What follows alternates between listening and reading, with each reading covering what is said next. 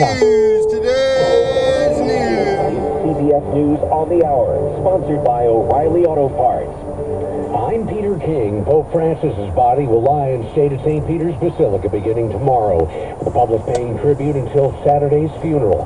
Reporter Austin Ivory is at the Vatican. For the next 3 days, we're going to have remarkable scenes of people pouring in from across the world to pay their respects.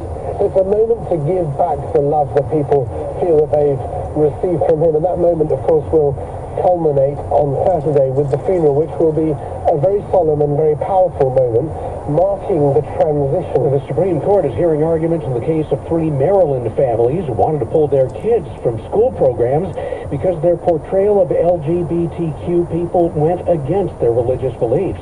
Maryland Deputy Solicitor General Sarah Harris says it's a case of government overreach. When the government forces people to choose between violating sincerely held religious beliefs or foregoing public benefits, that burdens religious exercise. The Montgomery County School Board maintains it's done nothing wrong. A new International Monetary Fund report predicts inflation to rise by 2.5% globally, nearly 3% in the U.S.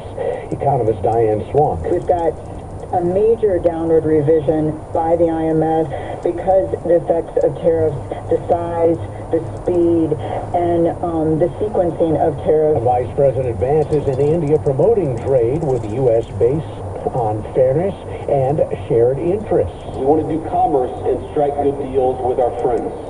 We want to found our vision of the future upon the proud recognition of our heritage rather than self-loathing and fear. The Trump administration's actions to deport foreign national students have a major university issuing a warning to theirs.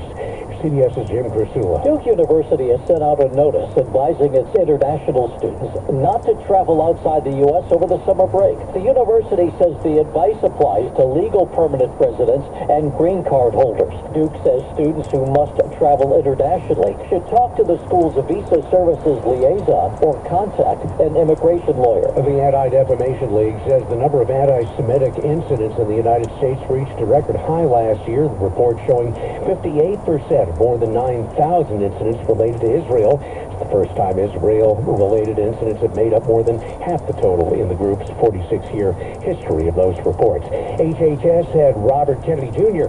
is expected to announce a plan to phase out 8 commonly used chemical-based food dyes this afternoon. Well, on Wall Street yesterday, the Dow lost more than 1,000 points. Right now, it's up more than 1,000. This is CBS News. Well, that's today's news. I didn't hear any good news, did you? I didn't think so. I guess it's all about perspective. The glass is half full.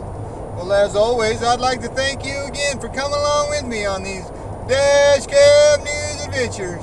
You know the drill. Peace, love, and all that hippie jazz. Bye-bye, everybody.